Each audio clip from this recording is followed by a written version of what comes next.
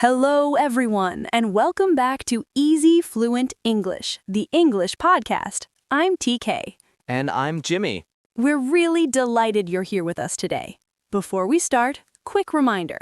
If you enjoy learning English with real conversations, we request please don't forget to like this episode and subscribe to our channel.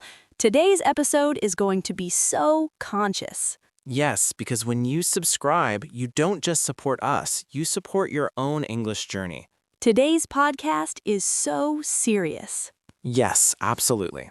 Today's episode is specially made because of one of learning English from the hard truth of smoking. So today we're talking about the hard truth of smoking, something very small but very powerful in English. So let's get started. The adverse effects of smoking. Jimmy, today we need to talk about something serious, not poetic, not romantic, not symbolic, something real. Smoking. Yes, because while many people treat it casually, smoking is not a small habit. It is a slow biological destruction, and many people underestimate its impact. What smoking actually does to the body. Let's start scientifically. When someone smokes a cigarette, what enters the body? Nicotine, tar, carbon monoxide, and more than 7,000 chemicals. And many of those chemicals are toxic. Some are carcinogenic, meaning they cause cancer. When smoke enters the lungs, it damages the alveoli, the tiny air sacs responsible for oxygen exchange. Over time, this damage becomes irreversible. One of the most obvious effects is lung disease. Smoking increases the risk of chronic bronchitis, emphysema, lung cancer. And here's something important. Lung damage does not happen overnight. It accumulates silently. A person may feel fine for years, but internally, inflammation and tissue destruction are progressing. Many people think smoking only affects the lungs, but it severely affects the heart. Nicotine increases heart rate and blood pressure. Carbon monoxide reduces oxygen in the blood. This combination increases the risk of heart attack, stroke, atherosclerosis, narrowed arteries. Smoking thickens the blood and damages blood vessels. It literally stresses the cardiovascular system daily. Now let's talk about nicotine. Nicotine is highly addictive. It stimulates dopamine, the reward chemical in the brain. And that creates dependency. The brain begins associating cigarettes with relief. Stress, smoke. Anxiety, smoke. Boredom, smoke. But the relief is temporary. The addiction remains. Impact on appearance and aging. Many young people ignore long-term diseases, but smoking also affects appearance. It accelerates skin aging. It causes wrinkles. It stains teeth. It causes bad breath. And reduced oxygen supply affects skin elasticity. Smoking is one of the fastest ways to age prematurely. Here is something many smokers forget. Their habit affects others. Secondhand smoke exposes non-smokers to toxic chemicals. And children exposed to smoke are at higher risk of asthma, respiratory infections, sudden infant death syndrome, SIDS. Smoking is not only a personal decision, it becomes a social consequence. Let's calculate something simple. If someone smokes 1 pack daily, over a year the cost is enormous. Over 10 years, it becomes life-changing money. That money could be invested, saved, used for education, used for family. Smoking is not only a health cost, it is an economic cost. Many smokers say, it relaxes me, but scientifically, nicotine increases heart rate and blood pressure. That is stimulation, not relaxation. The calm feeling smokers experience is actually withdrawal relief. They are not relaxing, they are temporarily satisfying addiction. Smoking is directly linked to multiple cancers: lung, mouth, throat, esophagus, bladder, pancreas. And cancer treatment is physically, emotionally, and financially devastating. Prevention is always easier than treatment. Why quitting matters. The good news, the body begins healing after quitting. Within 24 hours, carbon monoxide levels drop. Within weeks, circulation improves. Over years, cancer risk decreases significantly. The human body is resilient, but it needs the opportunity to recover. Final reflection. Smoking is not a symbol of maturity. It is not strength. It is not sophistication. It is chemical dependency disguised as habit. And true strength is self-control. True maturity is long-term thinking. True freedom is not being controlled by addiction. If you're listening and you smoke, this is not judgment. This is awareness. And if you don't smoke, protect that decision fiercely. Your lungs are not replaceable. Your heart is not replaceable. Your life is not replaceable. The way to get rid of smoking. Jimmy, last time we discussed the damage smoking causes, but awareness alone is not enough. The real question is, how does someone actually quit? Exactly, because quitting smoking is not just about willpower, it's about strategy. It's about understanding addiction scientifically and psychologically. First step, make a clear decision. Most smokers say, I will quit someday, but someday never works. You need a specific date, a defined commitment. Yes, the brain responds to clarity. Instead of saying, I'll try, say, I quit on this date.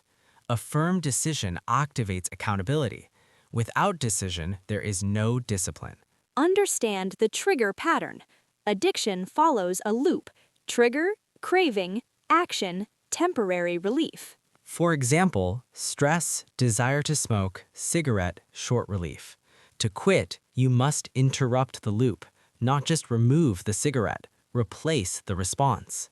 Replace, not just remove. If someone always smokes after tea, they must change that routine. Drink tea in a different place. Chew sugar-free gum. Take a short walk. The brain hates emptiness. If you remove smoking without replacing it, the urge feels stronger. Replacement weakens dependency. Manage withdrawal symptoms. Nicotine withdrawal causes irritability, headaches, anxiety, difficulty concentrating. These symptoms peak within the first week.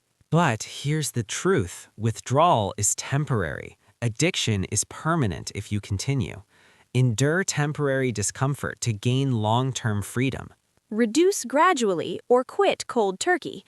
There are two main methods, gradual reduction or immediate quitting, cold turkey. Both can work. Cold turkey requires strong mental preparation. Gradual reduction works for those who prefer step-by-step control. The key is commitment, not the method. Avoid high-risk situations. In early stages, avoid environments that trigger smoking.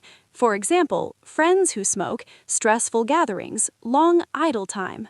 Protection during early recovery is critical. Discipline now builds strength later. Use support systems. Quitting alone is harder. Tell family, tell close friends, ask for accountability. And, if necessary, consult a healthcare professional. Nicotine replacement therapy, like nicotine patches or gum, can reduce withdrawal severity. There is no shame in getting help. Strength includes asking for support. Change identity, not just habit. Here's something deeper. Instead of saying, I'm trying to quit smoking, say, I am not a smoker. Identity-based change is powerful. When your identity shifts, behavior follows.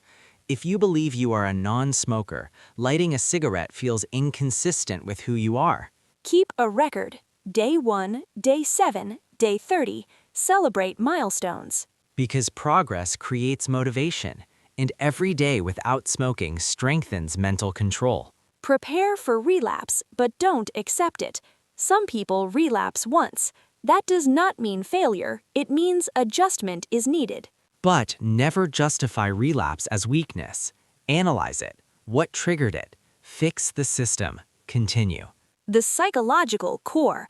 Quitting smoking is not only about lungs, it's about self-mastery. Every resisted craving builds mental strength.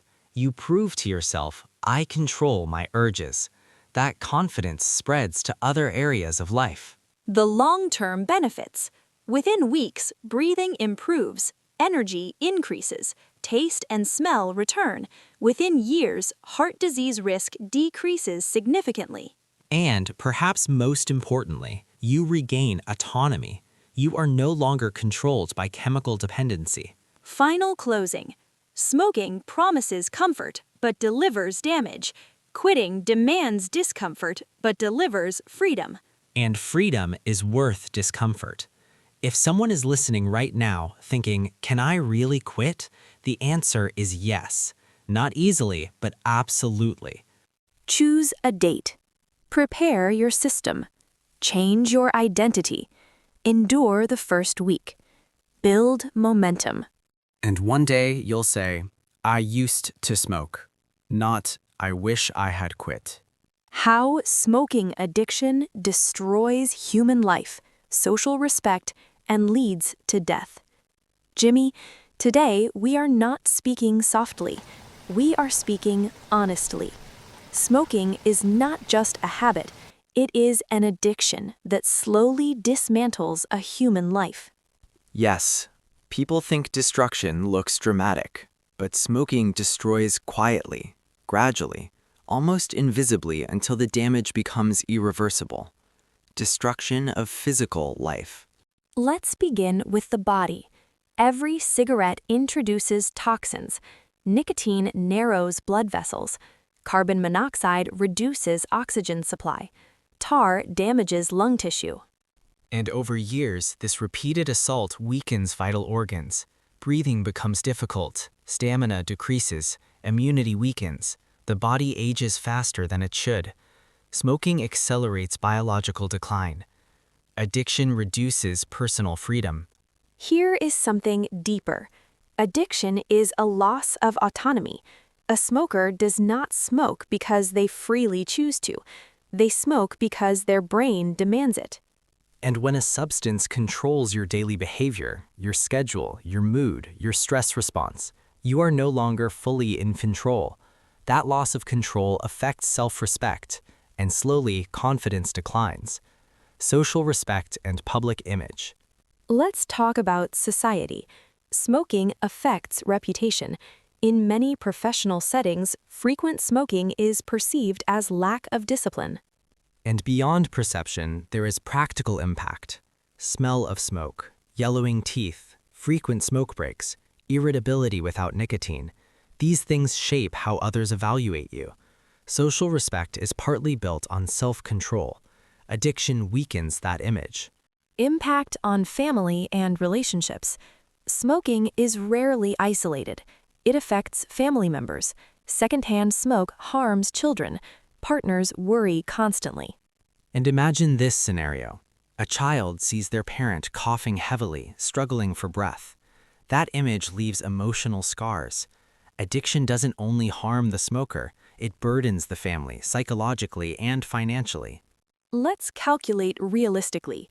Daily cigarette expenses accumulate dramatically over years. Money that could fund education, healthcare, investment, family security. Addiction quietly drains financial stability, and financial stress creates more smoking triggers. It becomes a cycle of damage. Smoking creates an illusion of relief. Stress comes, a cigarette follows. Temporary calm appears. But scientifically, that calm is withdrawal relief. The addiction creates discomfort, then offers its own solution. It's a self-created problem.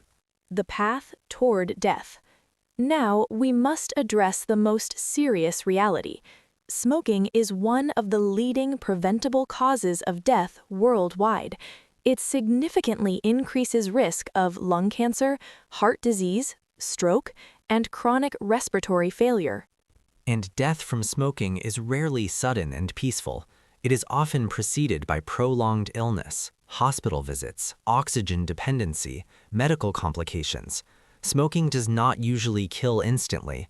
It weakens slowly until the body cannot recover. The loss of potential. Here is something many people ignore. Smoking doesn't just shorten life, it reduces quality of life. Energy decreases, focus declines, physical capacity weakens. And when energy declines, productivity declines. Dreams get postponed, opportunities are missed, addiction steals potential. In modern society, smoking restrictions are increasing. Smokers are often separated physically from groups, outside buildings, away from gatherings. Over time, this separation becomes symbolic. Addiction isolates, and isolation weakens mental health. The final reality. If we summarize everything, smoking destroys in 3 dimensions: body, reputation, future. And the most tragic part is it is preventable. This destruction is not fate, it is a choice repeated daily. Closing reflection. Smoking is not strength. It is chemical dependency. It is not maturity. It is vulnerability to addiction. True strength is resisting urges, protecting your health, preserving your family's security, maintaining your dignity. Final words. If someone listening smokes, this is not condemnation, it is awareness. You still have time. And if you do not smoke, guard that decision fiercely. Your lungs are not replaceable. Your heart is not replaceable. Your life is not replaceable. Protecting the modern generation from smoking. Jimmy, we've discussed the damage smoking causes, but now the real question is, what should governments actually do to protect the modern generation? Because prevention is more powerful than cure. Exactly. Individual responsibility matters, but when addiction becomes a public health issue, policy intervention becomes necessary. This is not only a personal matter, it is a national health concern. Strict regulation of tobacco sales. First, governments must enforce strict age verification laws, no tobacco sales to minors, no loopholes, no informal access. And enforcement must be real, not symbolic. Heavy fines for retailers who sell to underage customers, regular inspections, license cancellation for violations. Prevention must start at access control. Increased taxation on tobacco products. One of the most effective strategies globally has been taxation. When cigarette prices increase significantly, consumption decreases, especially young people. Young people are price sensitive. Higher cost reduces experimentation, and reduced experimentation lowers addiction rates. Revenue from tobacco taxes can also fund public health programs. Ban advertising and influencer promotion. Modern Gen Z is heavily influenced by media.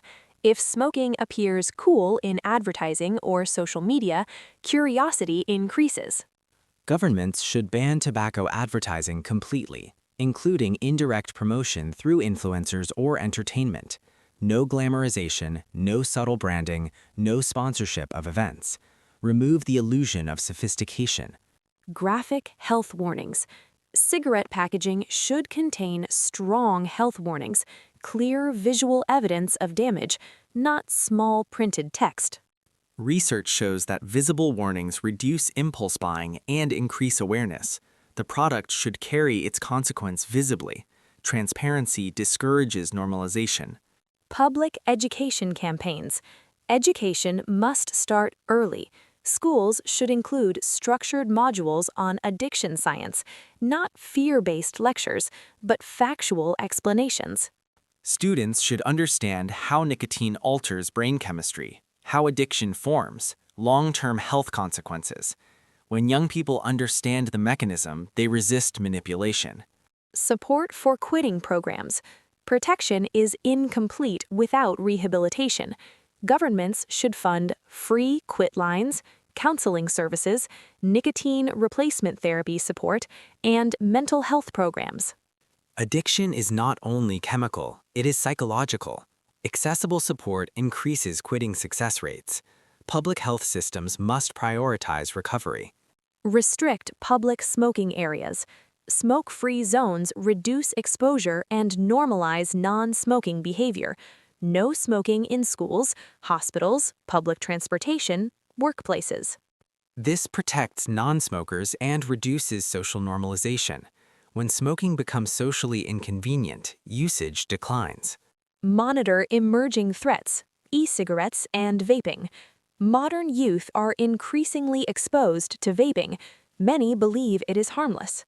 Governments should regulate e-cigarettes strictly. Marketing restrictions, age verification, ingredient transparency, because addiction often starts with safer alternatives. Digital awareness campaigns. Gen Z lives online. Therefore, prevention must live online.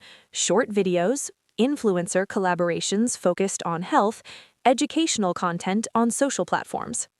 If misinformation spreads digitally, prevention must also spread digitally. Communication strategy must evolve with the generation. Address root causes, stress, and social pressure. Many young people begin smoking due to stress, peer pressure, or identity confusion. Governments should invest in youth mental health services, career counseling, sports and community programs. Healthy engagement reduces addiction vulnerability. The larger perspective. Protecting modern generations is not about punishment, it's about structural protection, limiting access, reducing appeal, increasing awareness, providing support. Addiction prevention requires multi-layered strategy, policy, education, economics, culture, health infrastructure. Final reflection. If governments ignore tobacco control, healthcare systems will pay later, families will suffer, national productivity will decline. But if prevention is prioritized now, future generations will inherit stronger health, greater productivity, higher life expectancy. Closing statement. Protecting the modern generation is not optional, it is a policy obligation. Because when a nation protects its youth, it protects its future. So, this is all for today. If any of my listeners have any question about today's topic, please write in the comments. Alright, at the 11th hour, before closing today's episode, we would request you, my all dear listeners, you don't need to rush. You don't need to fear mistakes. Just keep speaking, keep listening, and slowly, English will start feeling natural. Correct. If this episode helps you understand English more clearly, please like this video and subscribe to Easy Fluent English, the English podcast. And we're here to make English simple, human, and part of your real life. Bye, everyone. Thanks for listening. We'll see you in the next episode.